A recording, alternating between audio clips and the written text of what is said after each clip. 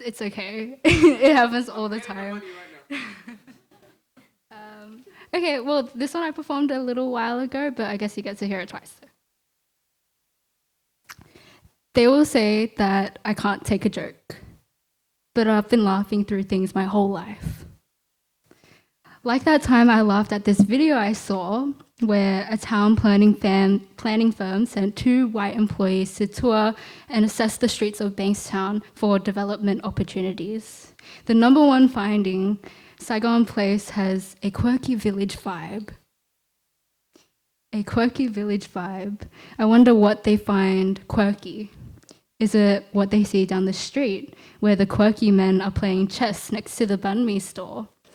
Little do they know they're gambling their life savings away in the middle of the day. I laugh because little do they know they're walking all over Ivor shit, peach pits, nicotine spit, a close-knit cash-only community of women, hagglers, selling herbs on the permit-free, rent-free sidewalk right outside Shop 69, called the Adult World Supermarket. Or perhaps what they find quirky is the lady dumpster diving for 10-cent plastic, trying to find her dignity at the bottom. Or the double-parked cars, stopped in no stopping zones, engines still running and babies still sleeping, while parents run into the shop just to grab a packet of ya or bun pho for dinner. It is the quirk of wanting to bring your home with you after being forced to leave it by war. They'll only let you be quirky for their tourism ad until quirky doesn't pay. The cars cannot stop in no stopping zones without getting fined. The women can't sell their herbs on the sidewalk anymore because soon, like the RBA predicts, they'll be going cashless.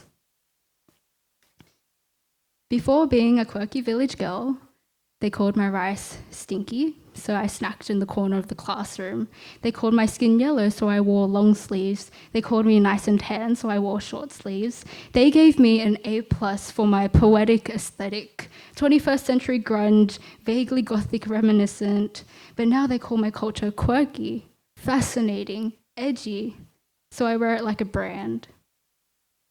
But sometimes I'm not sure if I'm modeling the fabric of my culture, or some cheap knockoff with the label stitched loudly across my chest. It takes everything for me not to do the same, to not stoop to making vague generalizations about white people. So I won't tell you about the time when my friend got off at Burwood Station and this white woman said, "Here we go, John, the Wild West." That'd be petty. I definitely won't question why white people always put themselves in danger for sport. Whitewater rafting, camping, caravanning. As the second-generation immigrant saying goes, my mother did not run from jail, run for nights in a forest, escape all the way across the ocean in a boat to a refugee camp just for me to rough it out in a tent. I won't stereotype for laughs. That'd be petty. But what you perceive as passive-aggressive, I receive as not doing my best not to explode, so I'm sorry if the cracks are starting to show, because I've lived my life on the high road where there are way too many giveaway signs to the Western world, whereas in Vietnam, you just go. They say I can't take a joke, but that's not true. I just can't take bad jokes. Quirky jokes that weren't actually jokes, B-grade jokes built off cliches. I can't take their jokes because my mum taught me to never accept anything less than an A+.